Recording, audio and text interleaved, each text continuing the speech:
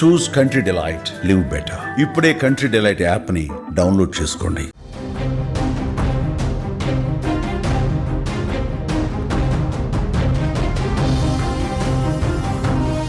Cinema ఇండస్ట్రీపై కొరడా జులిపించారు AP deputy CM Pawan Kalyan. Cinema థియేటర్ల బంద్ వెనుకున్న కుట్రపైన విచారణ జరిపించాలని అధికారులను ఆదేశించారు. అలాగే సినిమా థియేటర్ల నిర్వహణ లోపాలపైన సంబంధిత శాఖలు వెంటనే విచారణ చేపట్టాలని ఆదేశాలు జారీ చేశారు. తెలుగు సినిమా ఇండస్ట్రీకి ప్రేక్షకులు దూరం అవ్వడానికి థియేటర్ల నిర్వహణ లోపాలే ఎక్కువగా కనిపిస్తున్నాయని ప్రభుత్వం దృష్టికి వచ్చినట్టుగా చెప్పారు. సినిమా థియేటర్లలో పాప్కార్న్ లాంటి తినుబండారాల అమ్మకం, అడ్డగోలు ధరలు ఉండటం వల్లే థియేటర్కు ప్రేక్షకుడు దూరం అవుతుందని పవన్ కళ్యాణ్ చాలా స్పష్టంగా తన అభిప్రాయాన్ని వ్యక్తం చేశారు. At the same time Telugu cinema టికెట్ల ధరల్ని, సినిమా థియేటర్లలో టికెట్ల ధరల పెంపుపై కూడా కొన్ని ఆంక్షలు తీసుకొచ్చారు పవన్ కళ్యాణ్.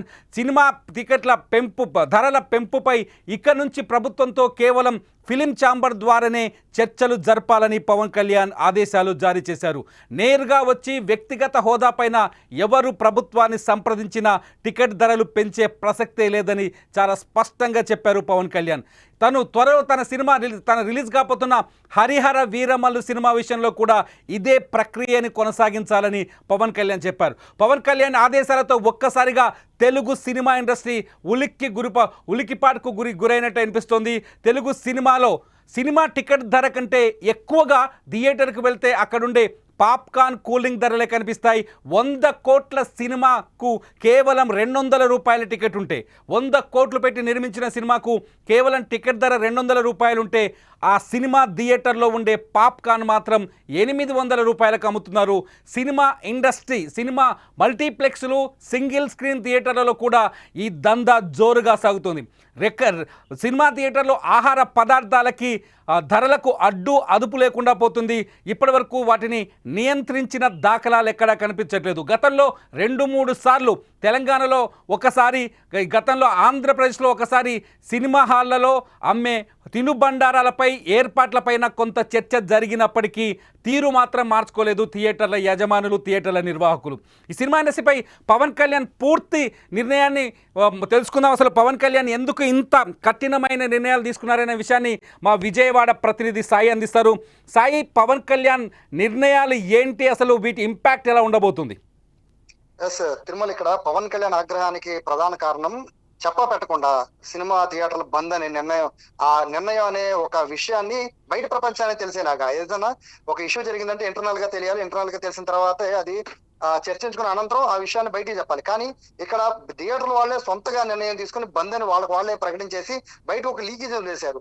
దానికి ప్రధాన కారణం ఏంటంటే జూన్ నెలలో పెద్ద సినిమాలు ఏమీ లేవు, కేవలం 2 సినిమాలు పెద్ద సినిమాలు ఉన్నాయి. అందులో జూన్ 12 రాబోతున్న హరిహర వీరమల్లు. ఉప ముఖ్యమంత్రి పవన్ కళ్యాణ్ చాలా ప్రెస్టీజియస్ మూవీ అది. కొన్ని ఏళ్ల పాటు ఆ సినిమా కోసం చాలా శ్రమ పడ్డారు. ఆయన పొలిటికల్ లో ఉన్నా కూడా సినిమాకి చాలా సమయాన్ని అతి కష్టం మీద వెచ్చించి మరి సినిమాని కంప్లీట్ చేసిన సమయంలో అసలు ఏ ఇష్యూ నడవట్లా తెలుగు ఇండస్ట్రీలో. బట్ ఇప్పటికిప్పుడు ఉన్నట్టుండి సినిమా ఎగ్జిబిటర్లు అందరూ కలిపి తీసుకున్న నిర్ణయంలో భాగంగా సినిమా బంద్ అని చెప్పడం ఏంటనేది పవన్ కళ్యాణ్ ఆగ్రహానికి ప్రధాన కారణం. మరొక కారణం ఈ థియేటర్లకు సంబంధించిన ముఖ్యంగా వాళ్ళ మెయింటెనెన్స్ అనేది దానిపైన ఇప్పటికే ఎన్నో ఫిర్యాదులు, ఇటు సినిమాటోగ్రఫీ మంత్రికి అనేక ఫిర్యాదులు వచ్చాయి. ఇప్పటించే కాదు, ఎన్ని ప్రభుత్వాలు మారినా కూడా సినిమా థియేటర్ల నిర్వహణ అనేది అత్యంత లోపభూయిష్టంగా ఉంటుంది. దీనిపైన ఫోకస్ పెట్టాలని ఎన్నో ఫిర్యాదులు అనే నేపథ్యంలో ఇది సరైన టైం గా భావించారు ఉప ముఖ్యమంత్రి పవన్ కళ్యాణ్. సినిమాని ఆపాలనే ఉద్దేశంతో ఈ కుట్రకాండం చేస్తున్నారా, లేదా వాళ్ళ ఇంటర్నల్ గా అంటే ఇంకా ఏమైనా వాళ్ళే నిర్ణయించుకొని, అంటే మిగతా సినిమా మొత్తాన్ని, అంటే ఇండస్ట్రీ మొత్తాన్ని ఏమన్నా బ్లాక్మెయిల్ చేద్దామనే ఉద్దేశంతో ఇటువంటి నిర్ణయం తీసుకున్నారా? ఇటువంటి విషయాలపైన విచారణ చేస్తూనే మరోవైపు సినిమా థియేటర్ పైన కొరడా చూపించారు. బేసిక్ గా మీరు చెప్పినట్టుగా సినిమా థియేటర్ కి టికెట్ 200 పెట్టుకుని వెళ్తే అక్కడ 1000 రూపాయలు ఒక ఫ్యామిలీతో బయటకు వచ్చే పరిస్థితి ఇప్పటికీ లేదు. ఆఖరికి చిన్న థియేటర్ లో, పెద్ద మల్టీప్లెక్స్ లో అయితే కనీసం పార్కింగ్ టికెట్ 20 రూపాయలు ఉంటే దానిపైన జిఎస్టీ ఉంటుంది. బట్ చిన్న థియేటర్ లో, సింగిల్ స్క్రీన్ థియేటర్ లో పార్కింగ్ 30 రూపాయలు ఉంటే దానిపైన జిఎస్టీ కూడా ఉండదు. ఆ వస్తువుల డబ్బులు ఎక్కడికి వెళ్తాయో ఎవరికీ తెలియదు. పారిశుద్ధ్య లోపల ఉండే ఇటువైపు వాష్రూమ్స్ వెళ్తే అత్యంత ఘోరమైన దుర్గంధం వస్తుంది. సో దాని గురించి ఎవరు పట్టించుకునే పరిస్థితి ఉండదు. ఇక పాప్కార్న్, కూల్ డ్రింక్, సమోసా అయితే లెక్కే లేదు. బ్రాండెడ్ అనేది ఏది ఉండదు చిన్న థియేటర్ లో. సో వాటిలో కూడా విచ్చలవిడితనం ఎక్కువైపోయింది. దీనిపైన అనేక ఫిర్యాదులు వచ్చిన నేపథ్యంలో ఇప్పుడు పవన్ కళ్యాణ్ తీసుకున్న నిర్ణయంతో రేపటి నుంచి, అంటే అతి త్వరలోనే ఇక తూనికల కొలతలు, అలాగే ఫుడ్ సేఫ్టీ అధికారులు ఇక థియేటర్ల మీద పడబోతున్నారు. ఇప్పటికే ప్రజలు గగ్గోలు ఎత్తుతున్నారు. ఒక పక్క టికెట్ల రేట్లకు సంబంధించి ఇప్పటికే థియేటర్లకి ప్రేక్షకులు రాకపోతూ ఉంటే ఇప్పుడు ఈ ధరల ఉదిబండ అనేది ప్రేక్షకులు ఎత్తున పడడంతో పూర్తిగా ఓటీటీలకే మొత్తం ప్రేక్షకులు పరిమితం అయిపోతున్నారు. దీన్ని గుర్తించిన పవన్ కళ్యాణ్ దీనిపైన పూర్తి స్థాయిలో దృష్టి పెట్టబోతున్నట్టుగా తెలుస్తోంది. థియేటర్ల ప్రక్షాళననే దీన్ని చెప్పుకోవచ్చు. కేవలం ఇది ఒకటే కాదు, సినిమా థియేటర్లకు సంబంధించి థియేటర్ల సంగతి పక్కన పెడితే సినిమాలకు సంబంధించి ఇంతవరకు కూడా ఏడాదైనా కూడా ఇంతవరకు కూడా సినిమా ప్రముఖులు ఎవరు కూడా ప్రత్యేకంగా వచ్చి అభినందనలు తెలిపే సీఎం అనే విషయాన్ని పక్కన పెడితే ఇప్పుడు వరకు కూడా పవన్ కళ్యాణ్ సొంత సినిమా హరిహర వీరమల్లు సినిమాకి సంబంధించి టికెట్ల పెంపు విషయంలో కూడా పవన్ కళ్యాణ్ తీసుకున్న నిర్ణయం అయితే ఒక సంచలనం, దేశంలోనే ఒక సంచలనంగా మారింది. ఒక హీరో సాయి ఇక్కడ పవన్ కళ్యాణ్ ఒక కీలకమైన వ్యాఖ్య చేసింది, చాలా ముఖ్యమైన వ్యాఖ్య. ఇప్పటిదాకా ఏదైనా పెద్ద సినిమా, పెద్ద బడ్జెట్ ఉన్న సినిమాలు రిలీజ్ అయితే ఆ నిర్మాత వెళ్ళి ప్రభుత్వాన్ని కోరితే ఆ ప్రభుత్వం ఆ టికెట్ ధర పెంచుకోవడానికో లేకపోతే స్క్రీన్ల సంఖ్య అంటే షోల సంఖ్య పెంచడానికో అనుమతి ఇచ్చేది. ఇప్పుడు పవన్ కళ్యాణ్ జారీ చేసిన ఈ ఆదేశాలతో ఏం జరగబోతుంది? పవన్ కళ్యాణ్ ఆదేశాలు పక్కన పెడితే ఒక పెను మార్పు భారతీయ చలనచిత్ర పరిశ్రమలో ఉందని చెప్పుకోవాలి. ఎందుకంటే ఒక ఉప ముఖ్యమంత్రి అయ్యుండి, ఒక టాప్ స్టార్, అతి పెద్ద హీరో అయ్యుండి, అతని సినిమాకి టికెట్ల పెంపు విషయంలో కూడా ఎవరు కూడా ఇండివిజువల్ గా సంప్రదించవచ్చు. అంటే తన సినిమా నుంచి ప్రక్షాళన స్టార్ట్ అవ్వాలన్నట్టుగా కూడా ఆయన తీసుకున్న నిర్ణయం పట్ల అయితే ఇటు ఏపీ ఫిల్మ్ ఛాంబర్ వాళ్ళైతే హర్షం వ్యక్తం చేస్తున్నారు. దీనికి సంబంధించి నిర్మాతలు ఏ విధంగా స్పందిస్తారో చూడాలి. అయితే ఇప్పటికే అంటే ఏదైతే బంద్కు పిలుపునిచ్చిన నేపథ్యంలో ఎగ్జిబిటర్లు తీసుకున్న నిర్ణయానికి తమకి సంబంధం లేదని డిస్ట్రిబ్యూటర్లు, నిర్మాతలు బయటకు వచ్చి బాహాటంగా చెప్తున్న నేపథ్యంలో పవన్ కళ్యాణ్ అయితే టికెట్ల పెంపు విషయంలో కానీ థియేటర్ల పెంపు విషయంలో కానీ, ఎందుకంటే ఒక సినిమా రిలీజ్ అవ్వాలంటే ఎన్ని థియేటర్లో రిలీజ్ అవ్వాలనే విషయం కూడా నిర్మాతలే వాళ్ళ చేతిలోనే ఉండిపోయింది. మొత్తం 80% థియేటర్లు అంతా కూడా పూర్తిగా ఎగ్జిబిటర్ల చేతిలో నుంచి డిస్ట్రిబ్యూటర్ చేతిలో మారిపోయిన నేపథ్యంలో పూర్తిగా ఇక్కడ నుంచి ఏ నిర్ణయం కావాలన్నా ఫిల్మ్ ఛాంబర్ అనే ఒక పెద్ద బోర్డు ఉంటుంది, అందులో తీసుకునే నిర్ణయాలు చాలా కీలకం. కానీ దాన్ని పూర్తిగా ఇప్పటి వరకు కూడా ఉన్న సినీ పెద్దలు చాలా మంది వాళ్ళు గుప్పెట్లో పెట్టేస్తున్న పరిస్థితి ఉన్న నేపథ్యంలో ఇక మీదట ఫిల్మ్ ఛాంబర్ ని సంప్రదించకుండా ఏపీ ప్రభుత్వం దగ్గరికి టికెట్ల పెంపు కానీ లేదా థియేటర్ల పెంపు కానీ లేదా ఇతర ఏ సినీ అవసరాల గురించి కానీ ఇండివిజువల్ గా రావద్దు, నాకెంత సినీ పరిచయాలు ఉన్నా కూడా నన్నెవరూ సంప్రదించద్దు, పూర్తిగా నా సినిమాతో కలిపి ఎవరైనా కూడా పూర్తిగా ఫిల్మ్ ఛాంబర్ నుంచి సంప్రదించి అక్కడి నుంచి ప్రజలను పంపించమని చెప్పారు. ఇది భారతదేశ సినీ చరిత్రలో ఏ హీరో కూడా పొలిటికల్ ఎంట్రీ ఇచ్చిన ఏ హీరో కూడా ఈ విషయం చెప్పుకుంటారు. బట్ పవన్ కళ్యాణ్ ఏదైతే తీసుకున్న నిర్ణయం పట్లయితే పూర్తిగా ఏపీ ఫిల్మ్ ఛాంబర్ అయితే హర్షం వ్యక్తం చేస్తున్న నేపథ్యంలో ఇటు ప్రేక్షకులు కూడా ధరల నియంత్రణ పైన ప్రేక్షకులు కూడా హర్షం వ్యక్తం చేస్తున్నారు. ఎటు తిరిగి డిస్ట్రిబ్యూటర్లకి అలాగే నిర్మాతలు వీళ్ళు సాయి మీరు 2 రోజుల క్రితం సినిమా థియేటర్లలో పర్యటించారు, చూశారు, చాలా సినిమా థియేటర్లు పరిశీలించారు. కొన్ని చోట్ల సినిమా థియేటర్లో అమ్మే ఆహార పదార్థాలకు సంబంధించిన కొన్ని నిఘాలు కూడా చేశారు. మీకు ఏం కనిపించింది అక్కడ ఫుడ్ క్వాలిటీ విషయంలో మీకు ఏం కనిపించింది? వాటి రేట్ల విషయంలో మీకు ఏం కనిపించింది? ఇప్పుడు పవన్ కళ్యాణ్ చేసిన వ్యాఖ్యలకి వాటికి రిలేషన్ ఏమైనా కనిపిస్తుందా? పవన్ కళ్యాణ్ మొదటి రోజు ఏదైతే ఉప ముఖ్యమంత్రి కార్యాలయం నుంచి వచ్చిన లేఖను ఆధారంగా చేసుకుని సుమన్ టీవీ నిఘా చేసింది విజయవాడలో ఉన్న సింగిల్ థియేటర్లు మల్టీప్లెక్స్ కాకుండా సింగిల్ స్క్రీన్ థియేటర్ పైన ఫోకస్ పెట్టడం జరిగింది. అయితే ఆ సినిమా హాల్లకు సంబంధించిన నిర్వహణ ఎలా ఉంది అనేది, మల్టీప్లెక్స్ లో అయితే ఖచ్చితంగా ప్రతిదానికి గవర్నమెంట్ కి మనీ వెళ్తుంది కొంతవరకు, అలాగే వాళ్ళు అమ్మే ప్రతి దానికి కూడా బ్రాండెడ్, దానికి సంబంధించిన మనీ కూడా అలాగే ట్యాక్సెస్ కూడా గవర్నమెంట్ కి వస్తాయి. బట్ సింగిల్ థియేటర్లకు అలా ఉండదు, పూర్తి ఇండివిజువాలిటీ ఉంటుంది. అదంతా కూడా పూర్తిగా ఎగ్జిబిటర్ల చేతిలో ఉంటుంది. అలాగే కొంతమంది డిస్ట్రిబ్యూటర్లు వాటిని గుప్పెట్లో పెట్టేస్తున్నారు. 7-8 సంవత్సరాల పాటు వాళ్ళ గుప్పెట్లో థియేటర్ల నేపథ్యంలో అసలు థియేటర్ నిర్వహణ ఎలా జరుగుతుంది అనే విషయం పైన నిఘా పెడితే అందులో పార్కింగ్ 30 రూపాయలు టికెట్ తీసుకుంటున్నారు. కానీ అందులో 30 రూపాయలకి సంబంధించి కనీసం అందులో గవర్నమెంట్ కి ₹1 చెల్లిస్తున్నట్టుగా కూడా GST కూడా అందులో లేదు. సో ఆ 30 రూపాయలు ఎక్కడ వెళ్ళిపోతున్నా అనేది ఒక క్వశ్చన్ మార్క్. అలాగా విజయవాడలో ఉన్న దాదాపు ఒక 10-15 సింగిల్ స్క్రీన్ థియేటర్లు అన్నిటి పరిస్థితి కూడా పార్కింగ్ అదే విధంగా ఉంది. తినుబండారుల విషయం అయితే బయట అమ్మే cool drink ₹40 400 ml cool drink 40 రూపాయలు అయితే అక్కడ 80 రూపాయలు తీసుకుంటున్నారు. పాప్కార్న్ అయితే 30 రూపాయలు దాన్ని 80 రూపాయలు తీసుకుంటున్నారు.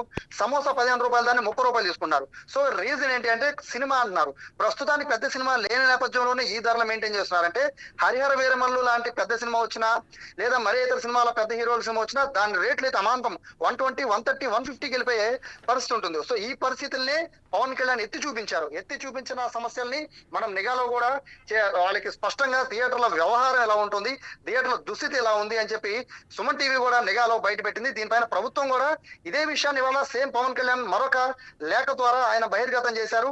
సినిమా థియేటర్ జనాలు రాకపోవడానికి ప్రధాన కారణం టికెట్ రేట్ ఒకటి ఉంటే మీరు పెంచిన పాప్కార్న్ రేట్లు కానీ, మీరు పెంచిన కూల్ డ్రింక్ రేట్లు కానీ ఏ విధంగా ఉన్నాయి అనేది పూర్తిగా దీనిపై దృష్టి పెట్టాలి, ఖచ్చితంగా దీనిపైన యాక్షన్ తీసుకోవాలని ఏకంగా సినిమాటోగ్రఫీ మంత్రికి అలాగే ఏదైతే ఈ వ్యవహారాలను చూస్తున్నారో ఆ డిపార్ట్మెంట్ అన్నిటికీ కూడా, అంటే తూనికల కొలతల డిపార్ట్మెంట్ కానీ లేదా ఏదో ఫుడ్ సేఫ్టీ కంట్రోల్ ఆఫీసర్లు కానీ వాళ్ళకు కూడా సాయి ఇప్పుడు పవన్ కళ్యాణ్ డిప్యూటీ సీఎం పవన్ కళ్యాణ్ ఆదేశాలతో ఎన్ని డిపార్ట్మెంట్లు కదిలే అవకాశం ఉంది? రేపటి నుంచి థియేటర్ల పైన రైడ్లు జరిగే ఛాన్సెస్ ఉన్నాయా?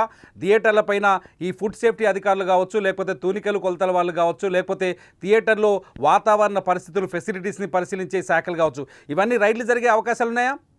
ఎస్, ఖచ్చితంగా. మొదట ఫైర్ డిపార్ట్మెంట్ కదులుతుంది. రెండవది టికెట్లకి సంబంధించిన నిర్వహణకి సంబంధించి, అంటే అక్కడ జిఎస్టీలు కడుతున్నారా లేదా అనేది పూర్తిగా దానికి సంబంధించిన చెకింగ్ చేయడానికి ఐటీ డిపార్ట్మెంట్ కి సంబంధించింది. ఎందుకంటే అసలు అక్కడ ఏది కూడా పర్టికులర్ ఒక సినిమా టికెట్ నుంచి వచ్చే ఆదాయం తప్ప మిగతా దేనికి కూడా జిఎస్టీలు ఉండవు.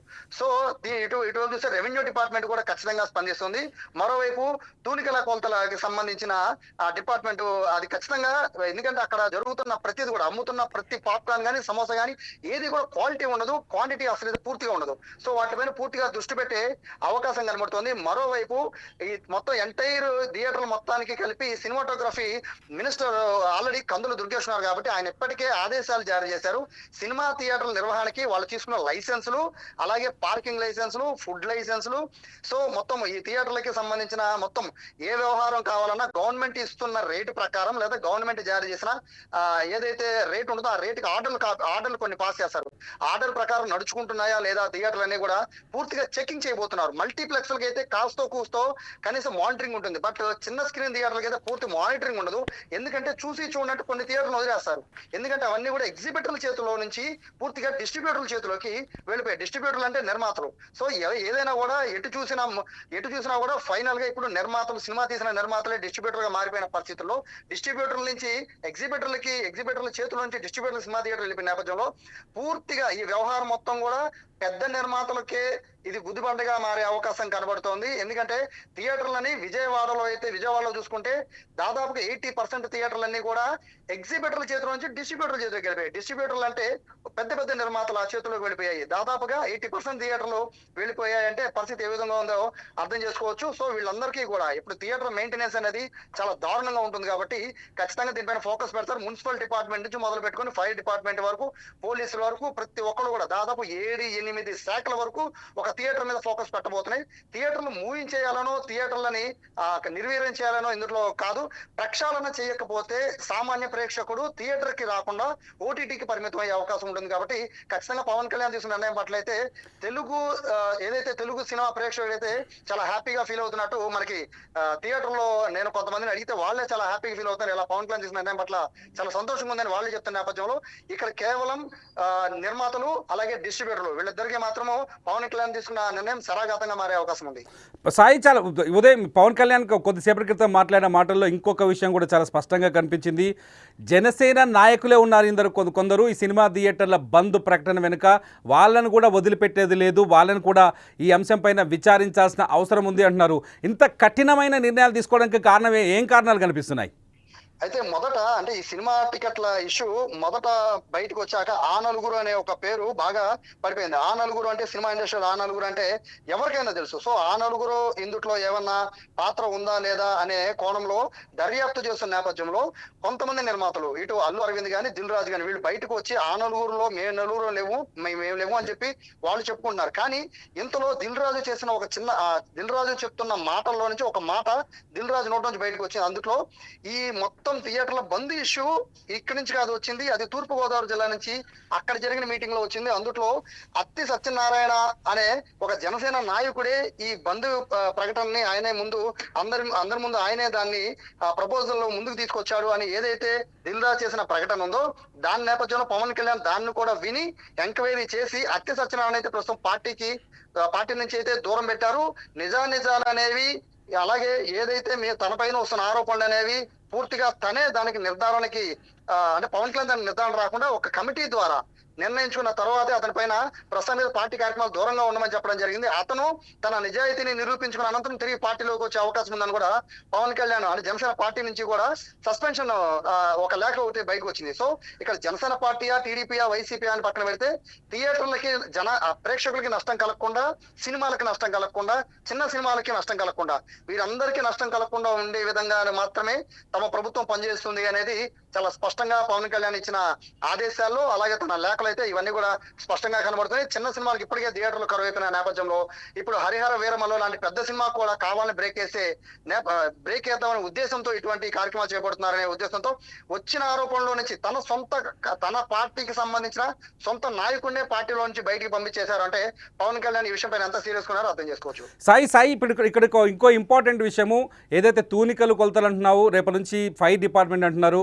సో వీళ్ళు ఈ థియేటర్ల పైన రైడ్స్ జరిగితే, లేకపోతే ఈ ఆహార పదార్థాల ధరలపైన విచారణ జరిగితే రేట్లు అందుబాటులోకి వచ్చే అవకాశం ఉందా?